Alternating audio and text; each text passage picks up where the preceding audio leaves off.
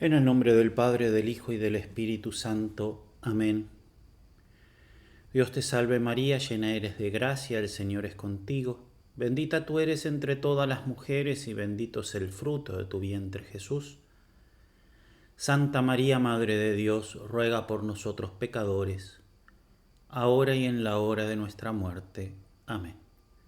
Ave María Purísima, sin pecado concebida. En el nombre del Padre, del Hijo y del Espíritu Santo. Amén.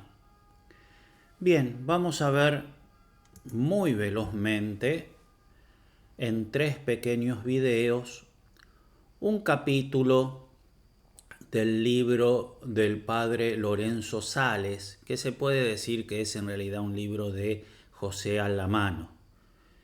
Es editado, sí, por el padre Lorenzo Sales y se llama La vida espiritual según las conversaciones ascéticas del siervo de Dios José Alamano. Entonces, son todos dichos de José Alamano que Lorenzo Sales pone en un libro. O sea, Alamano no hizo este libro, pero todos los textos que están en este libro son de él, de Alamano. El que hizo el libro es Lorenzo Sales. Bien, Alamano simplemente mencionamos para los que no lo conocen. Nace en 1851 en Turín, Italia. Está todo en el ambiente de los grandes santos de Turín, ¿no? Y muere el 16 de febrero de 1926. Fue sacerdote católico italiano y es el fundador de los misioneros de la Consolata y de las hermanas misioneras de la Consolata. Es el fundador de esas congregaciones y le da consejo a sus religiosos. Entonces, lo que vamos a ver ahora es un capítulo de este libro que está orientado principalmente o en una primera instancia, podemos decir, a religiosos, pero con las debidas adaptaciones, los laicos lo pueden aplicar a su propia vida. Bien, vamos a ver de este libro el capítulo 20, que habla sobre la pobreza. Bien, en primer lugar, lo que nos tiene que motivar a vivir la pobreza es el ejemplo de nuestro Señor Jesucristo. Tenemos que estar convencidos que en nuestra vida tenemos que imitar a Jesús, porque Jesús es el camino. No imitar a Jesús es ir por otro camino y entonces es ir a la perdición. Hay que imitar a Jesús, ¿sí? Os he dado ejemplo para que vosotros también hagáis como yo he hecho. Jesús es por tanto nuestro ejemplar. Yo soy el camino, la verdad y la vida. Bien, entonces seguimos su ejemplo. Bien, y el ejemplo que nos da Jesús es el ejemplo de pobreza. Siendo rico se hizo pobre por nosotros. Y San Bernardo dice, tanto amó la pobreza que no encontrándola en el cielo vino a buscarla a la tierra, ¿no? Como diciendo, quería ser pobre y en el cielo no podía ser pobre, entonces se encarnó para ser pobre. Fue pobre al nacer, ¿sí? Podemos recordar Belén. Fue pobre en su vida, todavía más pobre que al nacer. Y fue pobrísimo en la cruz. Así dice San Bernardo, ¿no? Como que va creciendo Jesús en su pobreza a lo largo de su vida. Hablar de la pobreza del pesebre, ya lo sabemos, pero la pobreza de su vida, el Hijo del Hombre no tiene dónde reclinar su cabeza. Y pobrísimo en la cruz, estaba desnudo, le quitaron todo. Ni siquiera un sepulcro propio tenía.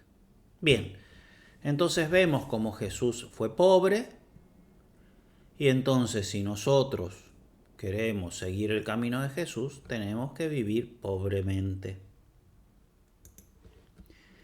Bien, la pobreza y las demás virtudes. Todas las virtudes guardan una cierta relación con la pobreza, de modo tal de que el ceder en la pobreza implica empezar a ceder en todas las virtudes.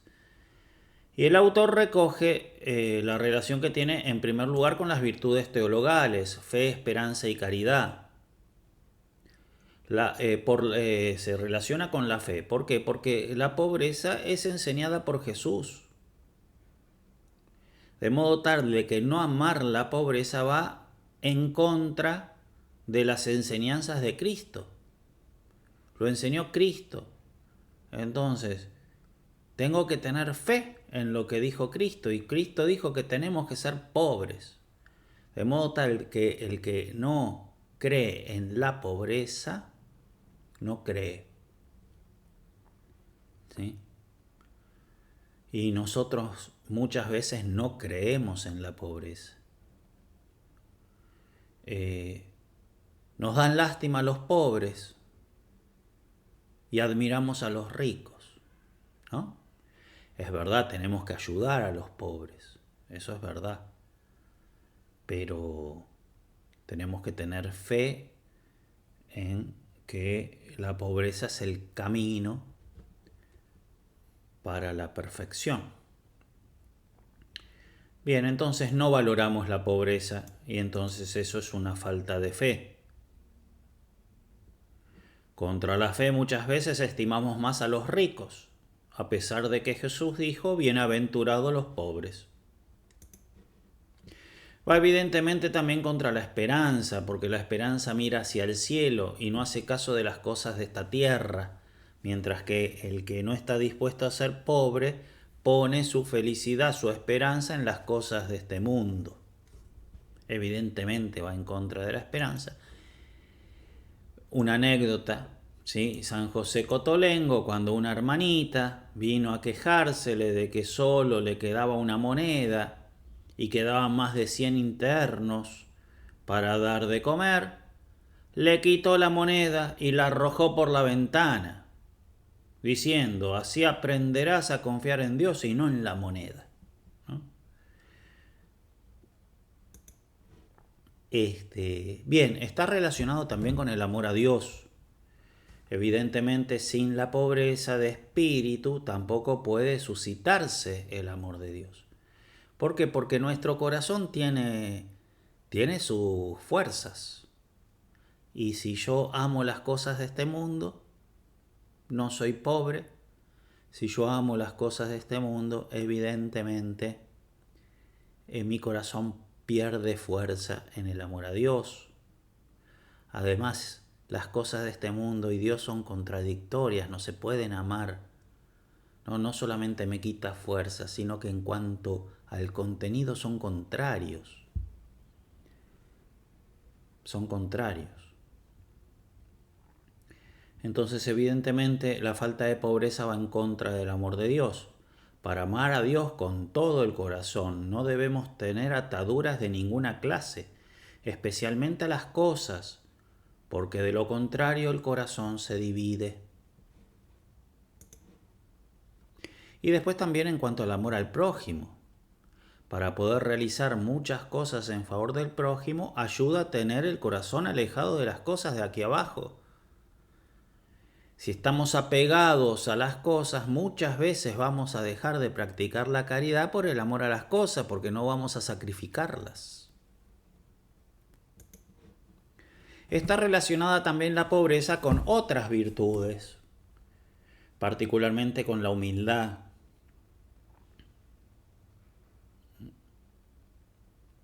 La humildad no puede subsistir si no hay pobreza de espíritu. ¿Sí? Los pobres pueden más fácilmente ser humildes porque no se les mira y se les desprecia. No así los ricos. Los ricos son alabados por el mundo, los pobres despreciados por el mundo.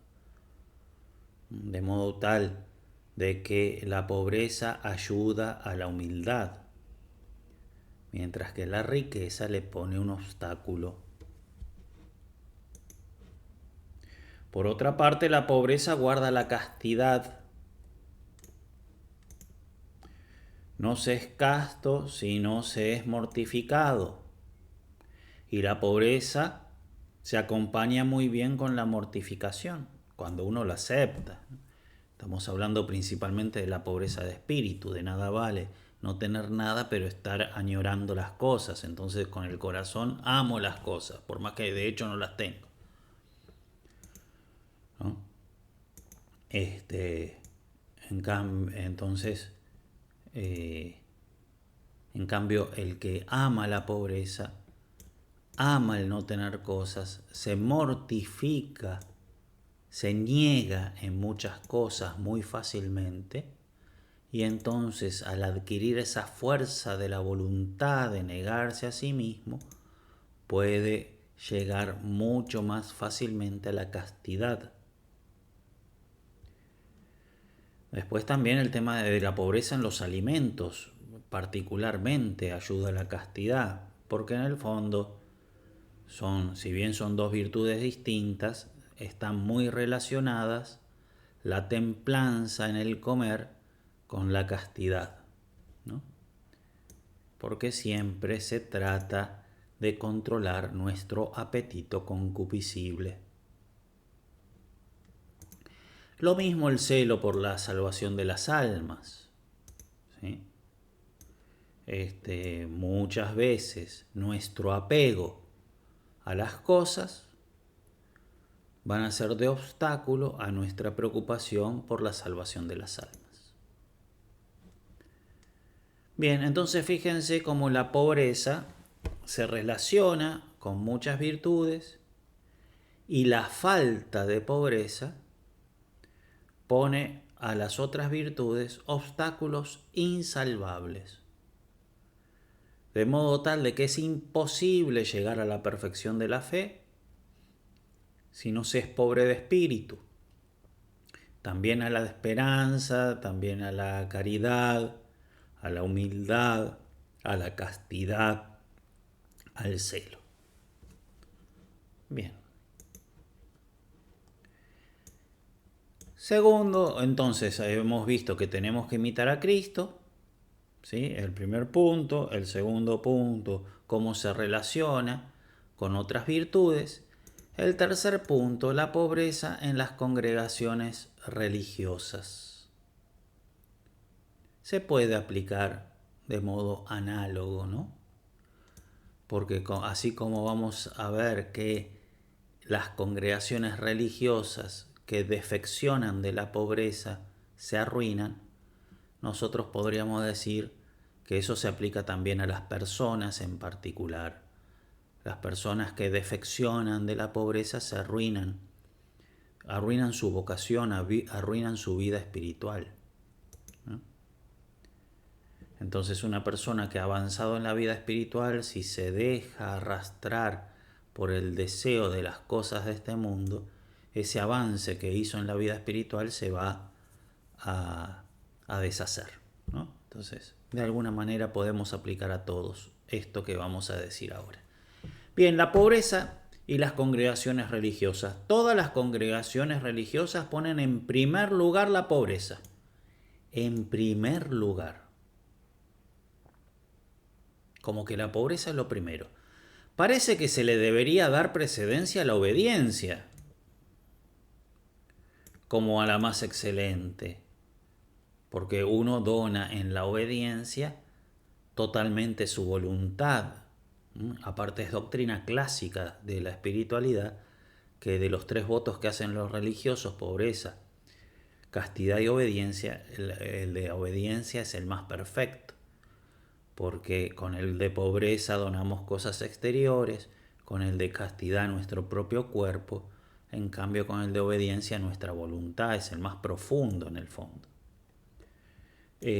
Sin embargo, el primero, de alguna manera, el primero es la pobreza.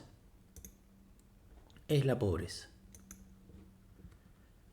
Y vamos a leer el artículo 3 de la cuestión 186 de la segunda parte de la segunda parte, ¿sí? Seconda 186.3 de la Suma Teológica. Santo Tomás explica así: el estado religioso es un ejercicio y entrenamiento por el que se llega a la perfección de la caridad. El religioso abraza la vida religiosa porque es la vida en la cual llegar a la perfección de la caridad es más fácil. ¿Puede llegar a la perfección de la caridad un laico? Sí, pero el camino del religioso es mucho más fácil. Por eso los religiosos abrazan la vida religiosa para llegar a la perfección de la caridad. Para ello es preciso apartar el afecto propio de las cosas mundanas. En este camino es preciso, para emprender este camino de perfección,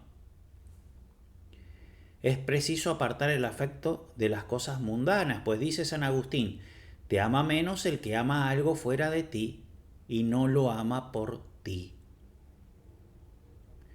Por eso dice también San Agustín: el aumento de la caridad es la disminución de la codicia. Su perfección, la perfección de la caridad, es la desaparición de la codicia. Entonces la caridad va subiendo en la medida que el deseo de las cosas de este mundo va bajando. Ahora bien, continúa Santo Tomás, por el hecho de poseer cosas mundanas, el alma se apega a ellas. De ahí que diga San Agustín: los bienes de la tierra se aman más cuando se poseen que cuando se desean. O sea, vos podés ser pobre materialmente, es verdad, y amar una casa grande y desearla mucho. Pero la vas a amar más si la tenés. ¿Sí? Por ejemplo, si vos no tenés una casa grande y te levantás un día y estás en un ranchito, en una casa chiquitita, listo, pasó. En cambio, si vos tenés una casa grande, viene un terremoto y se te cae y el gobierno te da una casa chiquitita, te pones a llorar. Entonces, el afecto a las cosas materiales aumenta con la posesión de ellas. Puede estar el afecto de las cosas materiales cuando uno no las posee, sí, evidente. Pero la tendencia es que aumente. Es verdad que puede ser pobre de espíritu uno que tiene muchas cosas y puede ser codicioso uno que no tiene nada. Eso es verdad, es verdad. Pero le resulta más fácil ser pobre de espíritu al que no tiene nada. Y le resulta mucho más difícil ser pobre de espíritu al que tiene las cosas. Por eso el religioso que se mete en un camino en donde la pobreza de espíritu es fácil, ¿qué tiene que hacer? Para que le sea fácil la pobreza de espíritu, tiene que renunciar a tener de hecho cosas materiales, ¿no? Por eso dice: los bienes de la tierra se aman más cuando se poseen que cuando se desean. En efecto, ¿por qué aquel joven se retiró triste sino porque tenía grandes riquezas? Y San Juan Crisóstomo dice: el aumento de las riquezas enciende más la llama y hace más ardiente el deseo. De ahí que para adquirir la caridad perfecta sea necesario, ante todo, lo primero que tenemos que hacer, ante todo, poder vivir sin cosa alguna propia. Puesto que el Señor dice en Mateo 19:21, si quieres ser perfecto, ve, vende todo lo que tienes y dalo a los pobres, y luego ven y sígueme. Entonces fíjense cómo la virtud de la pobreza es lo primero prácticamente que tenemos que adquirir para aspirar a la perfección de la caridad. Y al religioso se le resulta más fácil porque El ser pobre de espíritu es más fácil cuando no tenés nada. Entonces el religioso elige un camino en el cual no tener nada. En cambio, el laico elige un camino en donde no puede no tener nada. Tiene que mantener a los hijos, tiene que hacer gastos, entonces tiene que tener cosas. Y entonces le surge la preocupación por las cosas. Y entonces se le hace más difícil ser pobre de espíritu. Y al hacérsele más difícil ser pobre de espíritu, se le hace más difícil la caridad perfecta. Pero bueno, la cuestión es que si uno aspira a la caridad perfecta, tiene que sí o sí ser pobre de espíritu. Y para ser pobre de espíritu, ayuda mucho ser también pobre materialmente como los religiosos. Religiosos que viven bien su vida religiosa, ¿se entiende? Una congregación religiosa vive y prospera en la medida en que se conserva el espíritu de pobreza. Cuando la congregación religiosa pierde el espíritu de pobreza, se arruina totalmente. Se arruinan los religiosos que viven en esa congregación y ningún joven que tiene grandes ideales quiere entrar en una congregación así. Porque para no vivir la pobreza, ¿para qué me voy a hacer religioso? Cuando una comunidad va cediendo en esto, desaparece todo el espíritu. Pierde todo el carisma, pierde todo el entusiasmo que tenían en el momento de la fundación de esa congregación. Bien, eso que se dice de la congregación religiosa, lo mismo puede decirse de cada uno de los miembros. Avanzan en la perfección en proporción a la observancia de la pobreza prometida. Y dice a la mano, ¿no? Casi todas estas son charlas, textos de charlas que le da a los seminaristas. Por eso el título de la obra, ¿no? No somos capuchinos, pero debemos tener espíritu de pobreza muy fuerte. ¿Sí? O sea, todas las congregaciones religiosas viven la pobreza, pero cada una con un carisma distinto. Y es típico que los franciscanos, los capuchinos, viven la pobreza de un modo muy, muy particular. Pero bueno, estos de las consolatas eran misioneros, entonces dice, bueno, no somos capuchinos, pero somos misioneros. Entonces tenemos que vivir la pobreza, súper. ¿Por qué? Porque el misionero no siempre cuenta con las cosas necesarias. Te vas a la misión y el lugar va a ser re pobre. Entonces, si no amás la pobreza, vas a empezar a rechazar la tierra de misión en la cual Dios te llamó. ¿No? Desgraciadamente, en la vida religiosa no siempre se le da la debida importancia a la pobreza. Se toman las cosas a la ligera y se pasan por encima fácilmente de lo que dice a la mano, ¿no? No siempre los religiosos le dan toda la seriedad que tiene que tener. Sí, me parece que sí, por motivos evidentes, pero como que los religiosos suelen estar más atentos a la castidad, por ejemplo. Lo cual está muy bien que estén muy atentos a la castidad. Pero se distraen de la pobreza, muchos. Muchos. Hoy en día las faltas de vocaciones religiosas, el hecho de que las comunidades sean chicas, la vida social que se lleva, muchas veces hace de que el religioso tenga en sus manos dinero, ¿no? Y no viva el espíritu de pobreza, no pida permisos, no se esfuerce en vivir pobremente. En los próximos videos lo vamos a ver bien, ¿no? En detalle, cómo se vive la pobreza. Pero la cuestión es que muchos religiosos, no con maldad, sin maldad, se distraen, podemos llegar a decir así, de la seriedad con la cual hay que vivir la pobreza Y por más que sea por distracción y no por maldad, igual eso lo lleva a perder el espíritu. Y la vida religiosa termina degradándose, ¿no? Bien. Entonces muy fácilmente dejamos de prestar atención a la pobreza. No se comportaron así los padres antiguos, y cuenta una anécdota.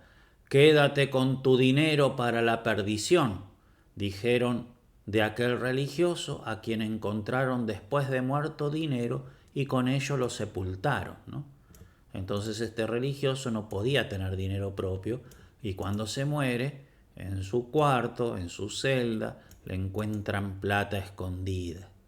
Y entonces lo enterraron con esa plata, ¿no? Entonces el rechazo que tenían los padres antiguos a faltar al espíritu de la pobreza.